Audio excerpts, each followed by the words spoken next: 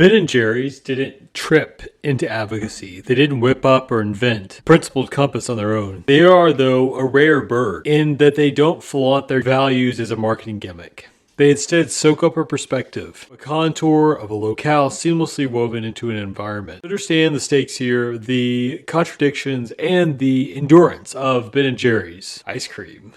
Inside the machinery of the global economy, we need to understand where they come from. We need to understand Vermont. Vermont is portrayed as quiet, as more rural. It is all of those things, yes. But it also tells a more layered story of rebellion and resistance and reinvention. Before it became a state, it was home to the Abenaki people, part of the Wabanaki Confederacy. Their stewardship of the region centered around the Connecticut River Valley, Lake Champlain, and the Highland Forest. In the 17th and 18th centuries, when these patterns were disrupted, French and British were contesting the region for decades, and the territory is eventually claimed by the British. But even under colonial rule, Vermont remained unruly. Their modern political identity was forged in 1777 when they declared their independence not just from Britain but also from New York and from New Hampshire, which were both squabbling over the territory. For 14 years they had operated as the Republic of Vermont before, in 1791, becoming a state. Today, Vermont is the second least populated state, behind only Wyoming. They've got around 650,000 residents, which is about the size of metropolitan Milwaukee, or a little over half of San Francisco. Vermont functions more like a cozy neighborhood gathering than a typical state, though. When they have town meetings, these aren't just for show. They are the real deal. They are there to make decisions and assuming that everyone is going to have a say. Vermont has a very interesting business tradition with a lot of co-ops and B corporations and family farms and locally owned media outlets, and those continue to weave themselves into the very tapestry of the social and political landscape, proving that some threads are too important to fray. So Vermont is a place where the local stands for a larger system of values. Minimalism is not a limitation, but a principle. And the stories behind things like cheese and syrup and ice cream often reflect a deeper struggle over the land and identity and justice, as well as sufficiency. Vermont has never needed a show of force. The historian Paul Searles, in his book Repeopling Vermont, The Paradox of Development in the 20th Century, described it as a developmental arc by an ethic of preservation rather than exploitation. Neighboring states were turning their rivers and their rail lines to the arteries of industrial growth. At this time, though, Vermont is remaining decentralized. This is initially out of logistical necessity, but increasingly is a deliberate cultural stance. Vermont's situation is fun reverence for the land, for each other, with some spicy rebellion against uniformity, unchecked growth, and against centralized authority. Ben Cohen has anosmia, and that impacts how he experiences taste. Without that aromatic sensation, the palate registers some core elements like sweet and salty and bitter and sour and umami. This shaped the company's approach to ice cream. For Ben Cohen, the joy came through the feel of the mouth, the tactile physical properties of food. Creaminess needed a sense of resistance. Smoothness needed a sense of interruption. And a bite needed something to sink into. In other words, something to crunch on. That's why Ben & Jerry's became famous for those oversized chunks. The ice cream wasn't just flavored, it was composed like a Hans Zimmer score. It was rich with contrast and layers that made it feel alive. They're all about having a little bit of fun, passing on some joy. They kicked off their Vermont winter ice cream shop in a vintage gas station and began experimenting a lot with flavor. They have tasting sessions in their culinary labs. The flavor testing scene is a little snapshot, though, of the whole organization. If I walked into a Ben & Jerry's scoop shop, for example, today, if I walked by their freezer section, I would probably see a dynamic platform of testing ideas that reflect their values and the consumer preferences they have discovered. These scoop shops are often the live consumer labs for testing out new flavors. Some flavors have come and gone in as little as a few weeks. Some flavors have reached a legendary status. If I'm looking in this freezer, I'm probably going to see Cherry Garcia. Part of that well-balanced cherry base with a generous fruit pieces. I'm getting hungry even though I just had dinner. I'm hungry for at least some of these. Maybe a scoop of all three of these. The next one I'm going to name Looks pretty good. Chunky Monkey banana ice cream with fudge chunks and walnuts. Banana is kind of a polarizing flavor. Because they are perceived as different, they can do things different. And then they, of course, had the memorable collaboration with Stephen Colbert, the Americone Dream. That was the caramel and chocolate and waffle cone pieces. So what I probably wouldn't see, though, like I said, a few flavors have been discontinued in just a matter of weeks. I probably wouldn't see sugar plum. That was discontinued in 1989. There was also Fred and ginger ice cream. Then Ben Cohen's favorite actually is mocha walnut. What makes it so stand out is that it embraces these moments of so-called failure as part of its public-facing identity. Limited edition flavors often will return by popular demand. For example, pumpkin cheesecake was brought back in 2024, the Dublin mudslide in 2022. People were requesting these. How do these develop? We have, of course, the audacious flavor gurus, the flavor testers. Before any pint makes its grand debut, before a name gets the royal trademark treatment, or a swirl reaches its peak of perfection, there is someone behind the scenes. The realm of the flavor gurus, where flavor testers are unsung heroes behind your favorite Ben & Jerry's ice cream. The mission of Ben & Jerry's is wrapped up in the flavor gurus. This isn't just a step in product development. It is the harmony of different textures and layers. The internal tasting panels feature a mix of cross-departmental staff from the marketing team, from their R&D, their supply chain, and from their accounting. They don't consider these positions to be mutually exclusive. Yes, it's a workplace bonus that you get to eat ice cream at work and get paid for it. This is an opportunity to experience that hub of structural meaning making. Flavor gurus aren't just sampling flavors. They're also on a mission to assess the compatibility of the ingredients. So they'll ask something like, is this channeling an essence of the Ben & Jerry's flavor? And the meaning of what that is inferred by people who work in the organization. They'll also ask, is this a delightful treat? Is this a jaw dropper? Is this packed with significance? Is this ice cream overflowing with goodness? And they might also ask, can we promote a cause? Can we join a partnership with someone? Can we represent a delightful shared memory that people have? What gets tested isn't a roll of the dice, though. The flavor gurus, that imaginative R&D squad, whip up a smorgasbord of concepts each year with inspirations ranging from social movements to popular culture. More than that, this mixing of flavor with their values will bring about those prototypes. I do want to give it a good overview of this. So the ultraviolet flavor is kind of their most recent prototype. This has the vanilla base, has the marshmallow swirls, and it has the cookie chunks, and all of this sounds. There's also, I love listing these because even just talking about them, I feel like I'm experiencing some of the great sensorium of Ben & Jerry's. Okay, they also have experimented with non-dairy options like strawberry swirl and mochaccino chip and some scoop shop locations. Those limited releases, though, are the opportunity to format and to flavor and to act in a way that is joyful about taking risks. Prototypes bravely step into what the company affectionately dubs its taste test gauntlet. Once a flavor is ready, the internal testers evaluate each flavor, not just on the taste, but also on the texture and on the appearance. Assess it on how well it plays with the brand's overall culture and personality. Beginning in Vermont takes a creative leap every time they do this. They are employing that internal feedback tool that transforms taste into a moment of feedback when people are creating the narrative as they're also participating in it. So let's talk about their organizational culture. The durability of Ben & Jerry's within their organization as a local company from Vermont, as a multinational, as a part of a multinational conglomerate, Unilever, for now anyway, is one of the things that makes them unique. Organizational culture is far from being an ancillary managerial construct. It functions like a latent grammar. It's meaning making within the company. At the surface level of every organization, you have artifacts of the most immediately perceptible manifestation of a culture.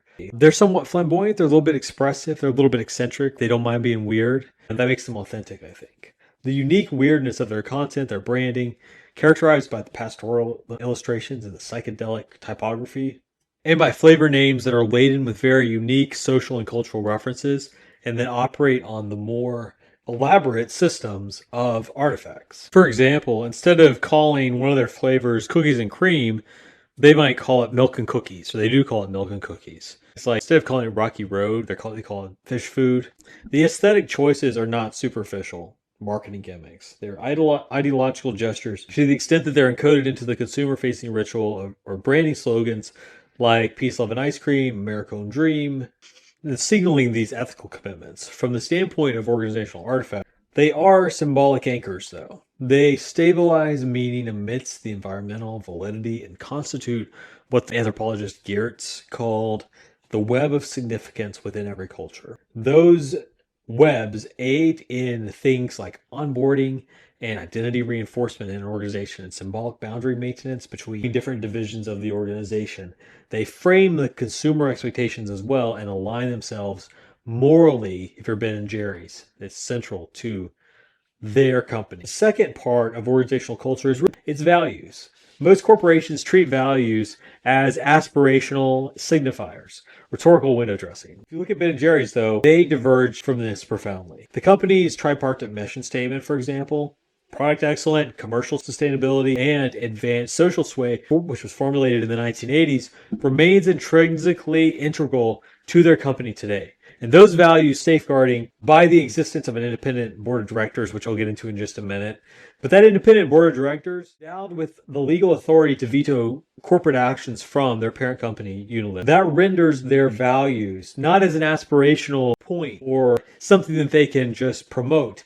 These are constitutionally protected, and they're practiced by Ben & Jerry's, which is a rare instance where normative priorities being structurally prioritized over shareholder primacy. Other firms kind of retreat from that. There's a lot of market pressure, but Ben & Jerry's does not shy away from it, right? In fact, they usually double down. A values that is laden radically declared and internally enforceable. They admire things like stewardship and participatory democracy. Those are the values. The last part underpins the values and the artifacts. Assumptions are those deep and enduring levels of culture. They lay the groundwork so fundamentally that they sometimes become invisible. One of the most constitutive assumptions is that business ought to serve as an instrument of social change. That assumption is not decorative. What does it take to maintain your values? While Unilever may perceive those as a liability sometimes, and you may even see them as a liability, but Ben & Jerry's sees them as integrity in action. That commitment to principled governance over risk-neutral conformity illustrates the kind of cultural autonomy that very few subsidiaries can maintain. The firm does not perceive dissent as disloyalty, in other words. Instead, it views it as moral clarity. I've hinted at Unilever a little bit. Let's think about how Ben & Jerry's has been able to scale. In order to get a feel of this, we need to get in our time machine and go back to the year 2000. So let's get in our time machine and set it for the year 2000. See what the world was like at a Ben & Jerry's in Vermont in the year 2000. Here we are. It is the year 2000. Conan O'Brien bit on the year 2000. I won't reenact it. Okay, it's the year 2000 though. I'm in a Ben & Jerry shop in Vermont. I'm reading the Berlin Free Press and it says the King Arthur our company has transitioned into an employee-owned business. I'm also looking at this film of condensation on the glass and the flavor cases. Someone is doodling a smiley face with their fingertip on the glass. Someone is wearing a Bernie Sanders for House of Representatives t-shirt. The song is playing on the overhead. It is called Steal My Sunshine by Lynn. It's kind of got a lazy, breezy feel, half spoken, half sung, strange hit, sometimes nostalgic, depending on who you ask. And there are some patrons, a group of 17 to 18-year-olds wearing some cargo shorts. They are ordering different flavors of Ben & Jerry's, comparing them dramatically to the other flavors they didn't choose, performing a taste test show. One is insisting that they're going to get rainbow sherbet despite being teased about it.